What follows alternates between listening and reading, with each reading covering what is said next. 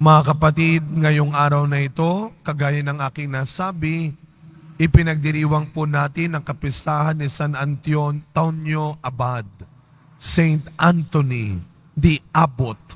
Ang abbot ho ay yung leader ng isang monasteryo.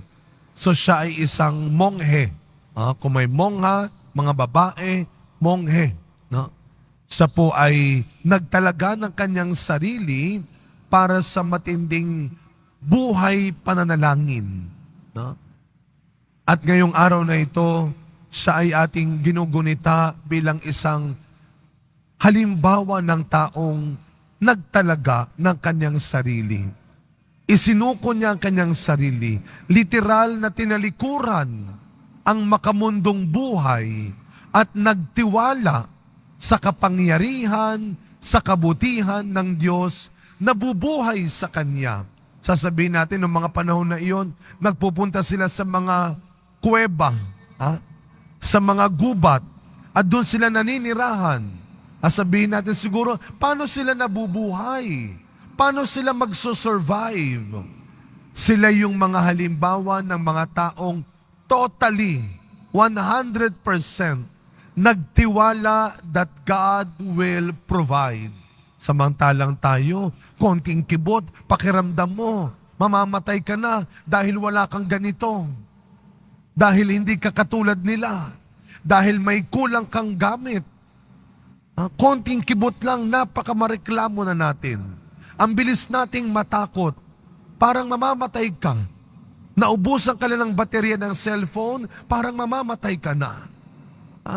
Hindi ka lang nakabili kagad ng ganitong bagay, parang kulang na kulang ka na.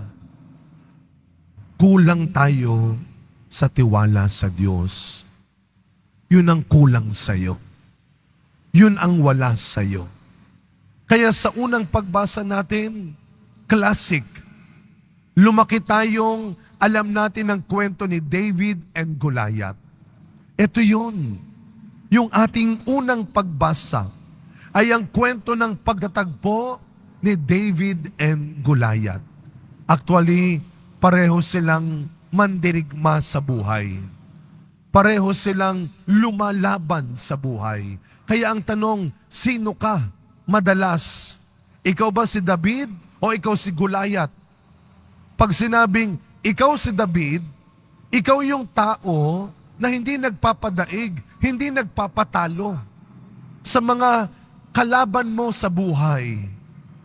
Yung mga higante sa buhay natin, hindi ka napapabagsak. At marahil, marami nang naging Goliath sa buhay mo. Yung mga matitinding pagsubok, yung mga napakabigat na pagsubok, na sa huli, napagtagumpayan mo. Hindi mo hinayaang pabagsakin ka ninuman o ng anuman. Bakit? Dahil katulad ni David, ano ang sabi niya? Ang tatalo sa'yo, hindi ang aking talino, hindi ang aking lakas, hindi ang aking sandata. Ang tatalo sa'yo ay ang aking Panginoon. God will fight for me. My Lord will fight for me. Ikaw si David. Pero kailan ka nagiging Goliath? Akala nyo sa kwentong ito, si David lang ang ating nakikita? Yung totoo. Minsan para ka ring si Goliath. Masyado mong minamaliit ang kakayahan ng iba. Para kang si Goliath, iniinsulto mo ang kakayahan ng iba.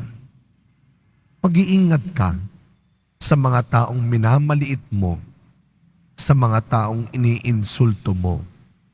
Dahil baka sila ang David na magpapabagsak sa iyo mula sa kayabangan mo, mula sa kasinungalingan mo, mula sa kasamaan mo. Tandaan natin sa ating Ebanghelyo, si Kristo ay hinamak ng maraming tao. Dahil sa paggawa niya ng tama at mabuti sa araw ng pamamahinga.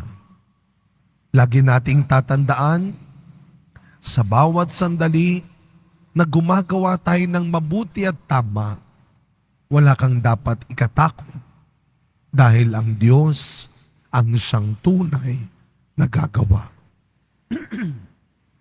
Sa pagpapatuloy na misa natin mga kapatid, hilingin natin sa Panginoon na sana lagi tayong magkaroon ng puso ni David.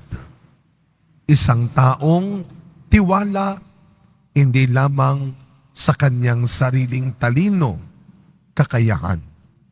Higit sa lahat, laging nagtitiwala sa kapangyarihan ng Diyos na magliligtas sa atin.